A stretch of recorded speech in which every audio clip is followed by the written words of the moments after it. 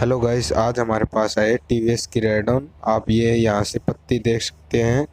ये यहाँ से ये नट खुल गया था, ढीला होके जो हमारी टाइमिंग गिरारी आती है उसको टच करने लग गया था, जिसकी वजह से हमारी टाइमिंग चैन और ये टाइमिंग पत्ती आप देख सकते हो। ये यहाँ से टाइमिंग पत्ती भी कट चुकी है। एडजस्टर भी हमारा काफ़ी ख़राब हो चुका है। यहाँ से टाइमिंग पत्ती ये कट के हमारी जो टाइमिंग चैन है उसको टच करने लग गई थी, जिससे कि हमारी टाइमिंग चैन और टाइमिंग एडजस्टर काफ़ी ख़राब हो चुका है। क्योंकि कभी टाइमिंग चैन टाइट होने लग जाती थी, कभी एकदम से लूज होने लग जाती, जिसकी वजह से हमारी टाइमिंग चैन ख़राब हो चुकी है। और जो ओनर हैं बाइक के, वो काफ़ी परेशान हो चुके थे टाइमिंग चैन की साउंड को लेके।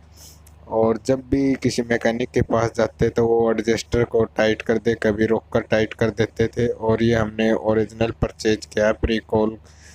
इसके अंदर प्रीकॉल का टाइमिंग एडजस्टर आता है, 260 रुपीज़ के समथिंग एमआरपी है इसकी। और आप देख सकते हैं टाइमिंग चैन की जो गरारी आती है वो भी कटने लग चुकी थी, इसलिए हमने इसको भी रिप्लेस किया है। ये टाइमिंग रोकर हैं जो कि ख़राब हो चुके हैं बार बार एडजस्ट कराने की वजह से। टीवीएस की ओरिजिनल जो हमारी टाइमिंग चैन है उसको हमने परचेज किया है। तो फ्रेंड्स, ये टाइमिंग चैन है पुरानी वाली, आप देख सकते हो यहाँ से एक काफ़ी घिस चुकी है। और पीछे की साइड तो आप देख सकते हैं कि काफ़ी कट चुकी है टाइमिंग चैन।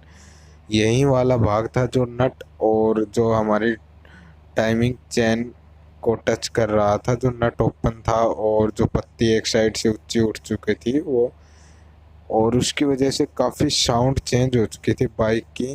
तो परेशान होकर मैकेनिक हमारे पास आया और हमने इसके पहले जो टेपिट कवर के जो नट आते हैं उनको चेक किया, तो वो काफ़ी कंडीशन सही थी। उसके बाद हमने टाइमिंग चैन के एडजस्टर को चेक किया तो हमें पता लगा कि टाइमिंग चैन ख़राब है, और ओपन करने के बाद ये हाल मिला।